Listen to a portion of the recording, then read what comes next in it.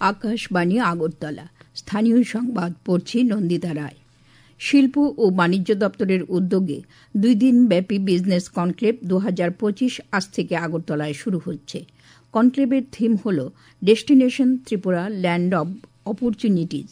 গতকাল সচিবালয়ে সাংবাদিক সম্মেলনে শিল্প ও বাণিজ্য মন্ত্রী শান্তনা চাকমা জানান, এই কনক্লেভে দেশের 100-র বেশি শিল্পপতি অংশ নেবেন।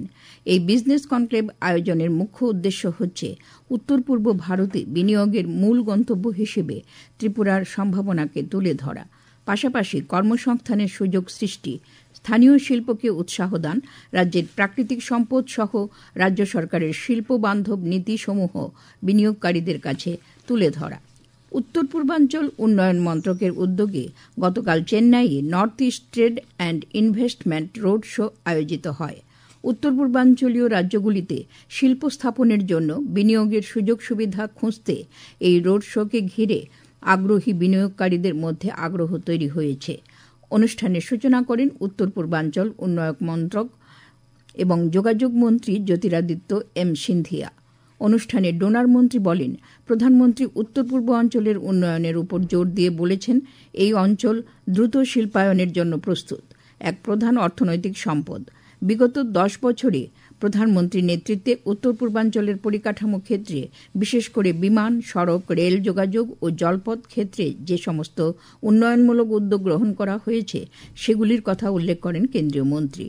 এই অনুষ্ঠানটি ভারত জুড়ে একাধিক সফল রোড শোয়ের ক্ষেত্রে আরও একটি মাইলফলক হিসেবে চিহ্নিত হয়েছে এবং উত্তর পূর্ব ভারতের অব্যবহৃত সম্ভাবনাকে তুলে ধরেছে। আগামী 10ই ফেব্রুয়ারি বহু প্রতীক্ষিত পরীক্ষা পে চর্চা 2025 অনুষ্ঠিত হতে চলেছে। প্রধানমন্ত্রী নরেন্দ্র মোদী এদিন কথা বলবেন ছাত্রছাত্রী, অভিভাবক এবং শিক্ষক শিক্ষিকাদের সঙ্গে, দেবেন পরীক্ষার প্রস্তুতি, মানসিক চাপ প্রশমন এবং ব্যক্তিগত স্তরে উন্নতি সম্পর্কে বিশেষ পরামর্শ। এবছর সব রাজ্য এবং কেন্দ্রশাসিত অঞ্চলের পর্ষদ, সরকারি বিদ্যালয়, কেন্দ্রীয় বিদ্যালয়, সৈনিক স্কুল, একলব্য মডেল আবাসিক স্কুল, সিবিএসই এবং নবোদয় বিদ্যালয়ের 36 জন ছাত্রছাত্রীকে মনোনীত করা হয়েছে। নতুন মাত্রা যোগ করতে পিপিসি 2025 একটি আকর্ষণীয় 8টি এপিসোডের নতুন ফরম্যাট শুরু করছে। প্রধানমন্ত্রীর সঙ্গে প্রথম আলাপচারিতাটি সরাসরি সম্প্রচার হবে দূরদর্শন, স্বয়ংপ্রভা, পিএমও ইউটিউব চ্যানেল এবং শিক্ষা মন্ত্রক এবং তথ্য ও সম্প্রচার মন্ত্রকের সোশ্যাল মিডিয়া চ্যানেল, যাতে সারা দেশের দর্শকরা এই অভিজ্ঞতাবর্ধক অনুষ্ঠানে অংশ নিতে পারেন। ত্রিপুরা স্টেট মেডিকেল কাউন্সিলের সভাপতি ড সুশান্ত রায় জানান, বর্তমানে রাজ্যে 3804 জন doctor Tripura state medical council নাম নথিভুক্ত করেছেন। গতকাল কাউন্সিল অফিসে আয়োজিত এক সাংবাদিক সম্মেলনে ড রায় এই তথ্য দিয়ে জানান, ত্রিপুরা স্টেট মেডিকেল কাউন্সিলের এবং ন্যাশনাল মেডিকেল কাউন্সিলের গাইডলাইন অনুসারে রাজ্যে কর্মরত প্রত্যেক ডাক্তারকে স্টেট মেডিকেল কাউন্সিলে নাম রেজিস্ট্রেশন করা বাধ্যতামূলক। সেই কারণে এখনও পর্যন্ত যারা এই কাউন্সিলে নাম নথিভুক্ত করেননি তাদের অবিলম্বে রেজিস্ট্রেশন করার আহ্বান জানান তিনি। কৃষিমন্ত্রী রতনলাল নাথ বলেছেন, কৃষি বিজ্ঞান কেন্দ্র কৃষকদের সার্বিক বিকাশের একটি প্রতিষ্ঠান। এর সহযোগিতায় রাজ্যের কৃষকরা তাদের আয় বাড়াতে সক্ষম হবেন। গতকাল পানিসাগরে কৃষি বিজ্ঞান কেন্দ্রে কৃষি স্বর্ণ সমৃদ্ধি সপ্তাহ উপলক্ষে 5 দিনব্যাপী কৃষি বিজ্ঞান মেলার উদ্বোধন করে তিনি একথা বলেন। এদিন কৃষিমন্ত্রী রাষ্ট্রীয় কৃষি বিকাশ যোজনায় পিক ডেমনস্ট্রেশন ইউনিটের শিলান্যাস করেন।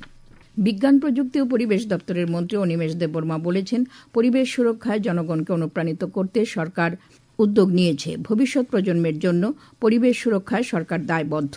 গতকাল খুমুলুংস্থিত এডিসির প্রিন্সিপাল অফিসার ভবনে ত্রিপুরা রাজ্য দূষণ নিয়ন্ত্রণ পর্ষদের উদ্যোগে একটি হেল্প ডেস্কের সূচনা করে তিনি একথা বলেন। শ্রী দেববর্মা বলেন, আগামী দিনে খুমুলুঙে একটি এয়ার কোয়ালিটি মনিটরিং স্টেশন স্থাপন করা হবে। প্রধানমন্ত্রী কৃষি সিঞ্চয় যোজনার অধীনে গতকাল উদয়পুর দুধ পুষ্করিণীতে মাইক্রো ওয়াটার শেডের উদ্বোধন করেন অর্থমন্ত্রী প্রণজিৎ সিংহ রায়। তিনি বলেন, গ্রামীণ এলাকায় কৃষকদের উন্নয়ন করতে না পারলে রাজ্যের কাঙ্ক্ষিত উন্নয়নের লক্ষ্যমাত্রায় পৌঁছানো সম্ভব নয়। তাই এই প্রকল্পের সফল বাস্তবায়নের মাধ্যমে কৃষকদের জীবনমান উন্নয়ন এবং অর্থনৈতিক বিকাশে সরকার গুরুত্বপূর্ণ ভূমিকা পালন করে চলেছে। বেটি বাঁচাও বেটি পড়াও প্রকল্পের 10 বছর পূর্তিতে বাল্যবিবাহ রোধ এবং কন্যা সন্তানের উপযুক্ত শিক্ষা প্রদানের জন্য গতকাল কল্যাণপুর লোটাস কমিউনিটি হলে শিশু সুরক্ষা মঞ্চের উদ্যোগে এক সেমিনার অনুষ্ঠিত হয়। সেমিনারের উদ্বোধন করেন বিধায়ক পিনাকি দাস চৌধুরী। উপস্থিত ছিলেন খোয়াই জেলার অতিরিক্ত জেলাশাসক সুমিত পাণ্ডে, জেলা শিশু সুরক্ষা ইউনিটের অধিকর্তা সঙ্গীতা দেবনাথ প্রমুখ। আবহাওয়ার খবর। আজ আকাশ সাধারণত পরিষ্কার থাকবে।